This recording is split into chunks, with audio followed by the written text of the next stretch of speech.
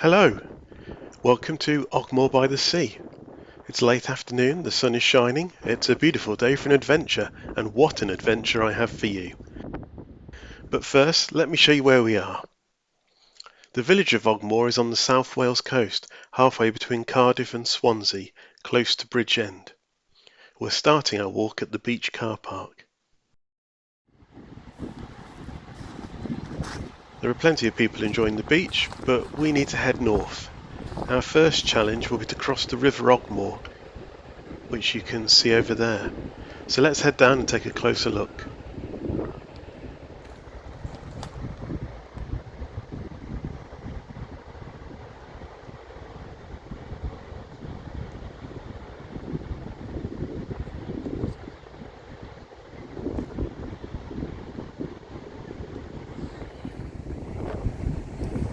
Oh, that's refreshing. Now, as you can see, there's no bridge, but the water looks quite shallow. The current's not too strong, so we're going to wade across.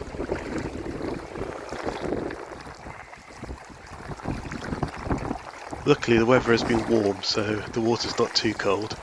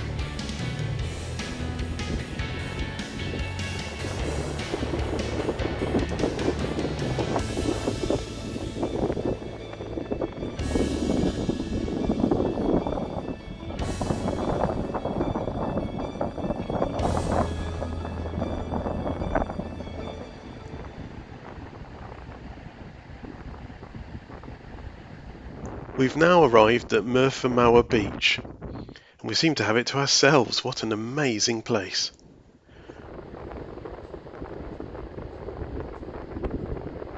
Maybe we're not alone. What's this? It's marked on Google Maps as the Robinson Crusoe shack. I don't know who built it or if anyone actually lives here, but there can't be many better views to wake up to. What a lovely spot.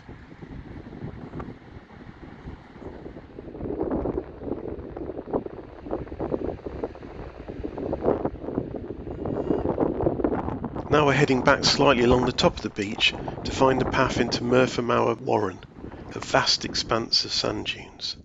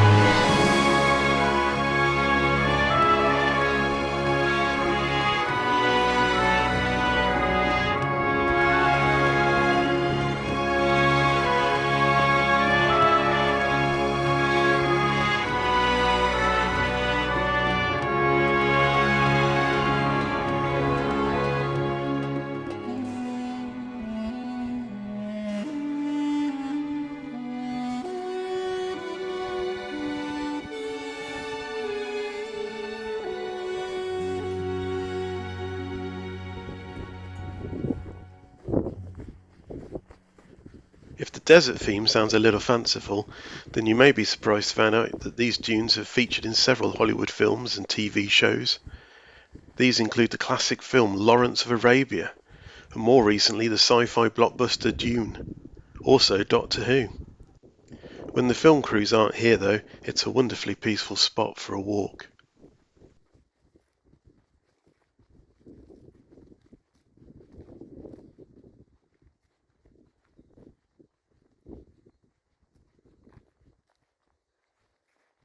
Note that there are lots of little paths and no signposts, so you need to make sure you're aiming for this gap in the trees ahead.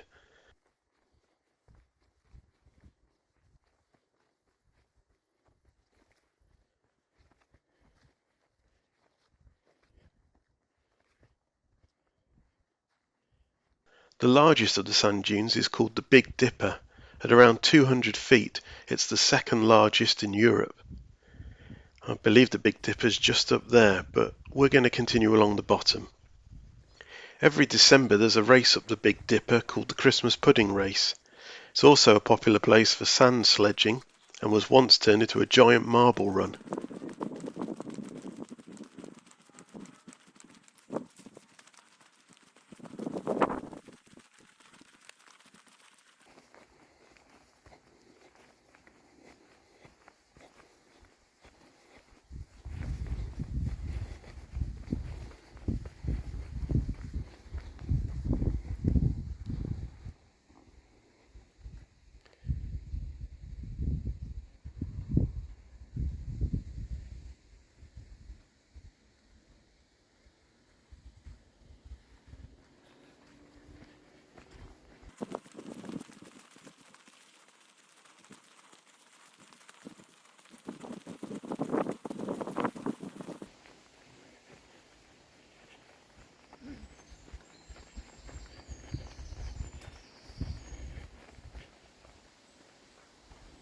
The path through the wood leads to a car park, and on the opposite side lies Candleston Castle, a 14th century fortified manor house. The castle was in use up to the 19th century, but today all that's left are these atmospheric, ivy-covered ruins. The pictures I've seen on the internet show the ruins in a clearing, but it's much more overgrown today. The woods seem to be rapidly reclaiming the site.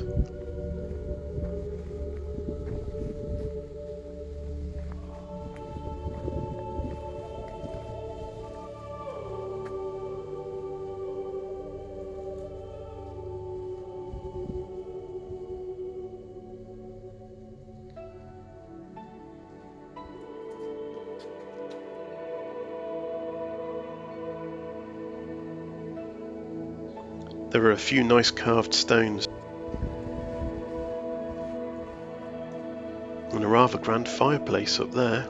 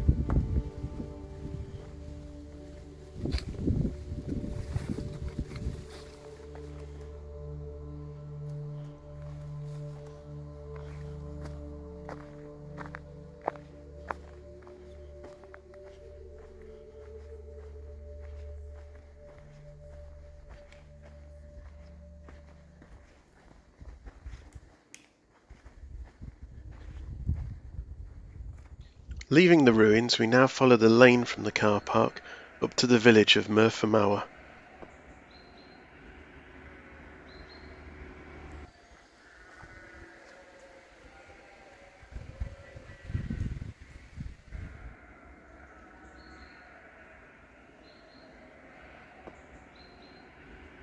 Amazingly, we appear to have stumbled across a film unit.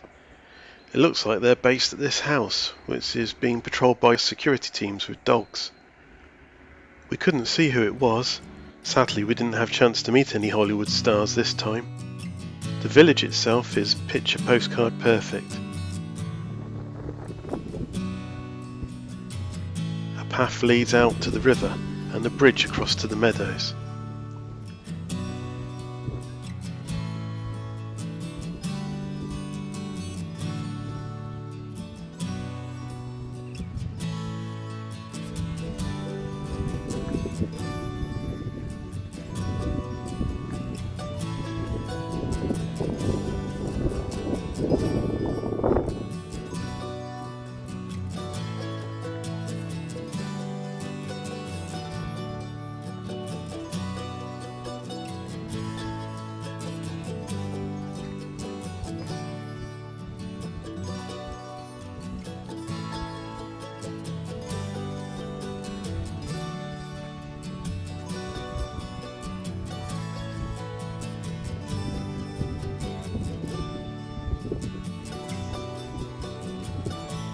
The path continues to Ogmore Castle, but we've got to cross the stepping stones to reach it. If you can't manage the stones, then there is a bridge further upstream.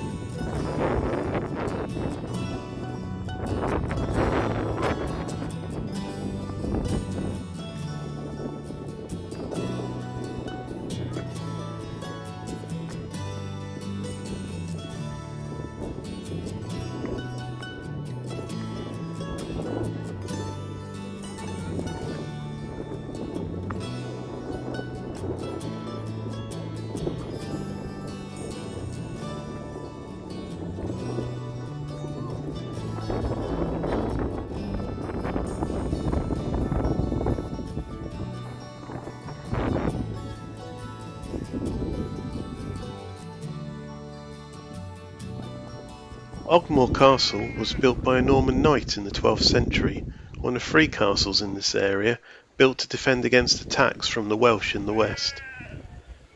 The river here is tidal, and at high tide the ditch around the castle would have filled with water, forming a moat.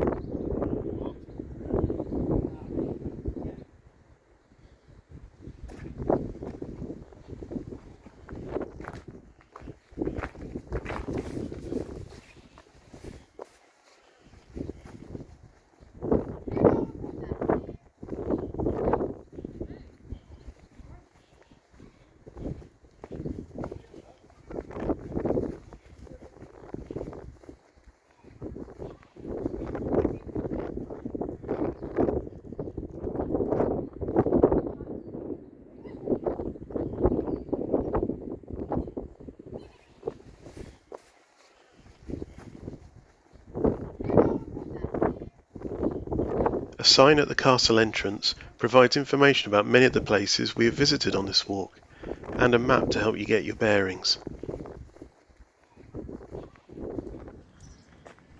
As we walk up to the road, this is a good time to take a look at our route so far.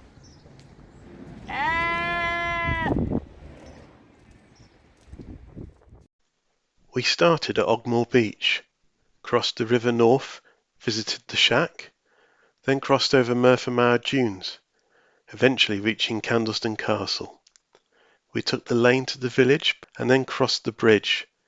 This took us across the meadows to Ogmore Castle and the stepping stones. From here, we're going to follow the coast path back to Ogmore Beach.